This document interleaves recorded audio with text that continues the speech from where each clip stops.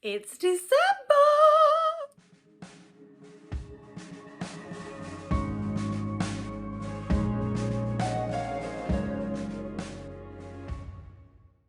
So, hello, my lovelies.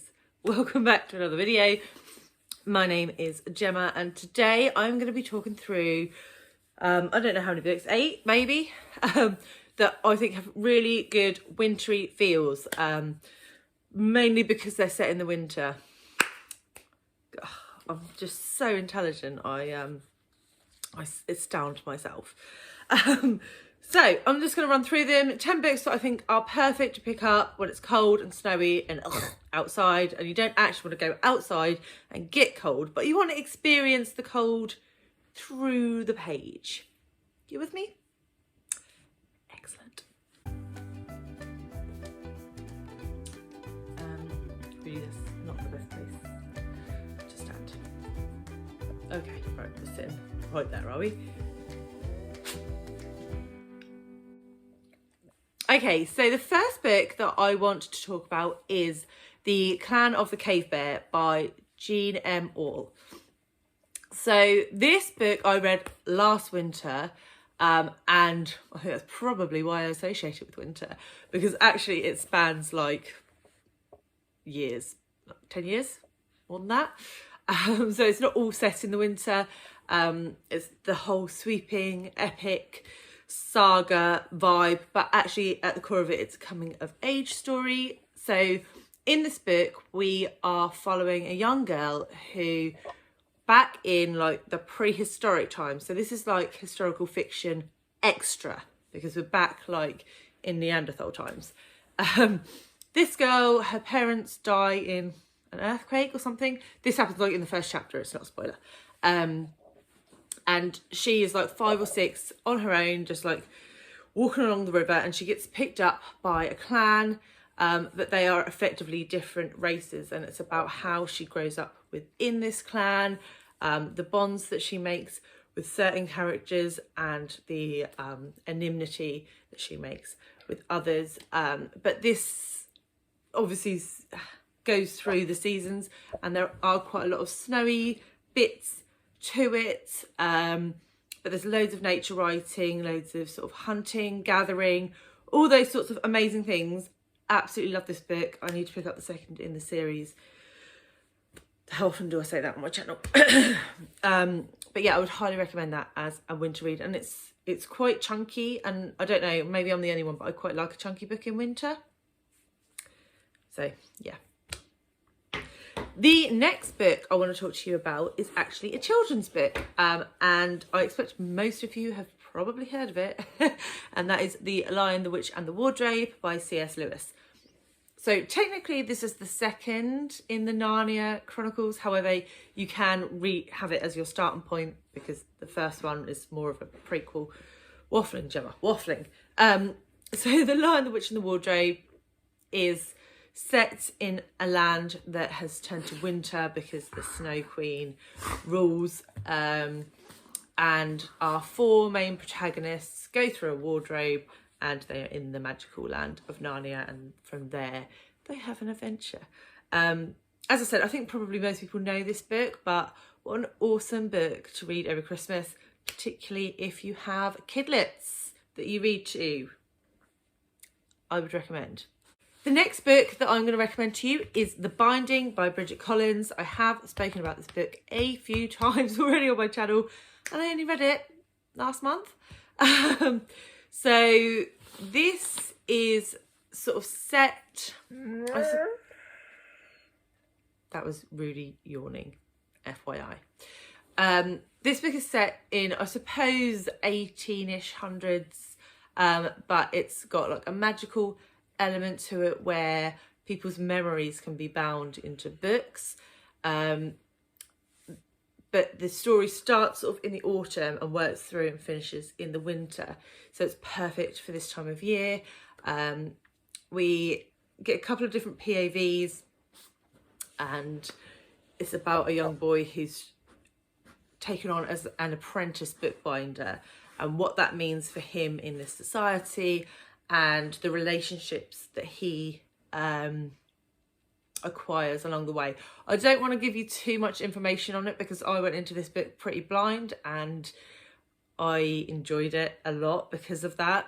I'm just like discovering the stuff as I went. So yeah, mum's the word, but I would recommend, especially if you like sort of gothic, oh, my battery's low. If you like gothic fiction, if you like sort of Victorian feels in a book, if you like dark, yeah, then I would recommend this. Next up, we have a non-fiction for you, and I don't think I've ever heard anyone talk about this book before, and that is The Final Frontiersman by James Campbell. So this is a non-fiction where James Campbell goes to live with a family in Alaska, I believe, in a little cabin, and he goes out and runs the trap lines with them, and he spends a whole year from sort of like the summer where it's dry right through the winter where there's like snow so deep you literally cannot leave the cabin, and we find out about the family that he's staying with, what they've been through, how they came to live in Alaska, and it's you prat. And yeah, it's a really eye-opening book. I didn't really know anything about living in Alaska before. I certainly didn't know anything about sort of the trapping and the hunting and those sorts of things that go on. You know, I live in a little village in the UK. The most hunting that happens around here is, you know, shooting a few rabbits out in the field. So, so yeah, my point is really eye-opening, really interesting, and certainly interesting to have it from the perspective. This is Rudy's foot, sorry. Really interesting to have it from the perspective of an outsider going in and experiencing it for the first, what am I trying to say? Really interesting to have it as an outsider's perspective. The next book that I'm going to talk to you about, what are you doing? Is another book set in Alaska, but this time we are talking fiction, and that is The Great Alone by Kristin Hannah. If you've been watching my channel for a while, you'll know I really like Kristin Hannah as an author. She has a book both in my best books of all time and my favourite historical fiction books.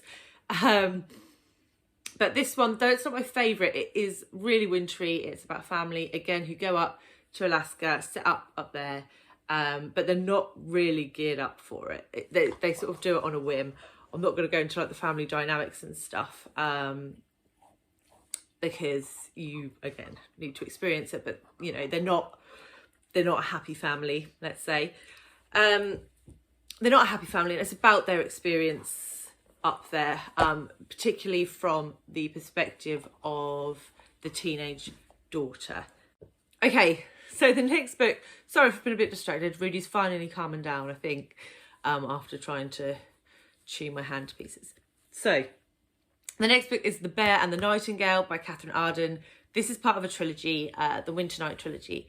And these books are loosely based on Russian folklore, and they're set in a little remote Russian town, or the first one is, following a young girl who discovers that she can see and communicate with spirits. And then a priest comes to town and does not like that very much. And things escalate and get a bit out of control. I will say this, particularly the first book, is quite slow burn. It is setting atmosphere. It is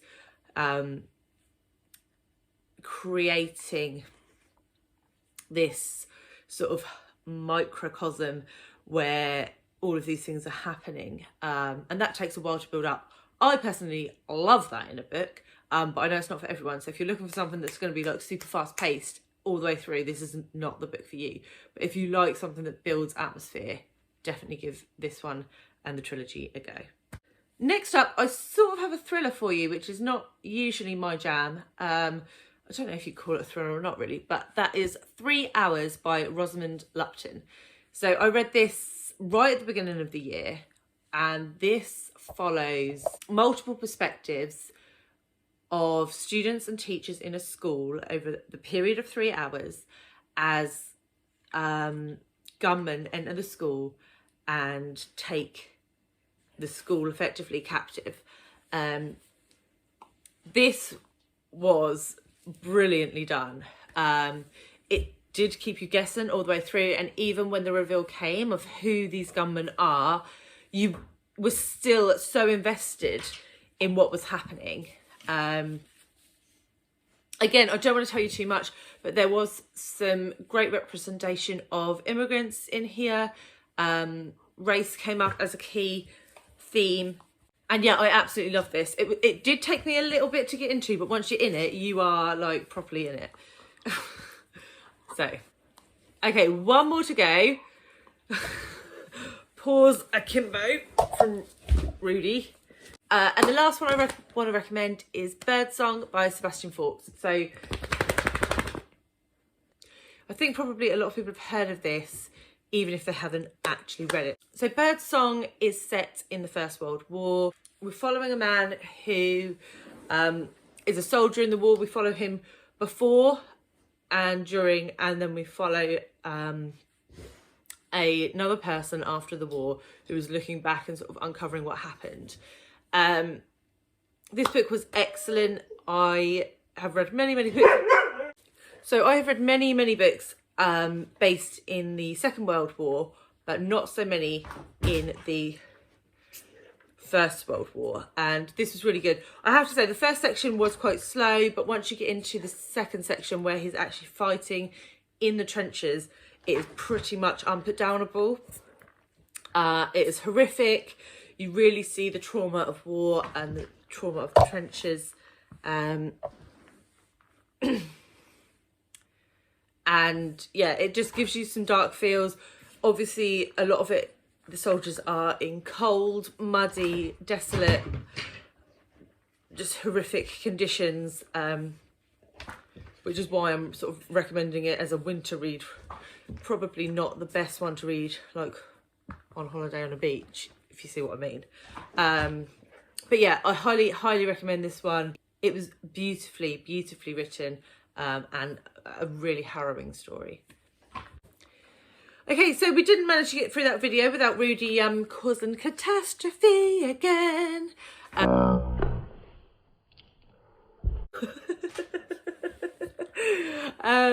But hopefully you're used to the madness now.